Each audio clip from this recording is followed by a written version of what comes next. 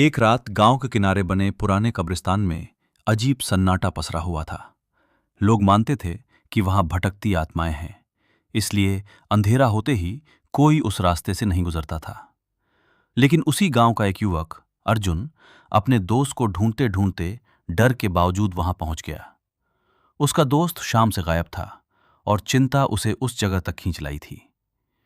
जैसे ही अर्जुन ने कब्रिस्तान में कदम रखा, अचानक ठंडी हवा चलने लगी, पेड़ों की शाखाएं जोर से हिलने लगी और माहौल डरावना हो गया।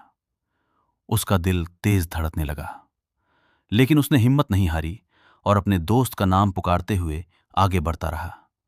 तभी उसे दूर एक हल्की सी रोशनी दिखाई दी।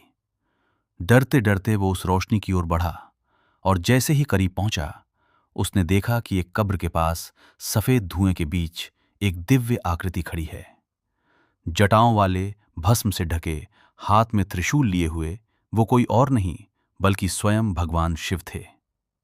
अर्जुन ये दृश्य देखकर कांप उठा, लेकिन उसी पल उसे ओम नमः शिवाय याद आया और उसने आंखें बंद कर मंत्र का जाप शुरू कर दिया। धीरे धीरे उसका डर खत्म होने लगा और वातावरण शांत हो गया। महादेव ने करुणा भरी नजर से उसे देखा और इशारे से पास बुलाया। अर्जुन जैसे ही करीब गया, उसके मन में एक आवाज गूंजी कि ये स्थान डरावना नहीं बल्कि पवित्र है।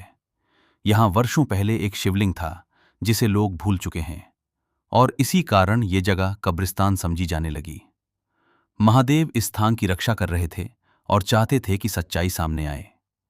इतना सुनते ही अर्जुन ने उनके चरणों में प्रणाम किया और अगले ही पल वो दिव्य प्रकाश गायब हो गया। सुबह होते ही अर्जुन ने गांव वालों को सारी बात बताई। पहले तो किसी ने यकीन नहीं किया, लेकिन जब लोग उसके साथ वहां गए और खुदाई की तो सच में जमीन के नीचे एक प्राचीन शिवलिंग मिला। ये देखकर सब हैरान रह गए और अर्जुन की बात सच साबित हुई। उस दिन के बाद से वहां पूजा शुरू हुई और धीरे धीरे एक मंदिर बन गया जहां लोग श्रद्धा से आने लगे। सबसे खास बात यह रही कि उस दिन के बाद वहां से सारी डरावनी घटनाएं खत्म हो गईं। अर्जुन का दोस्त भी सुरक्षित मिल गया, जिसे किसी अनजानी शक्ति ने रास्ता दिखाया था। इस घटना के बाद अर्जुन की जिंदगी बदल गई।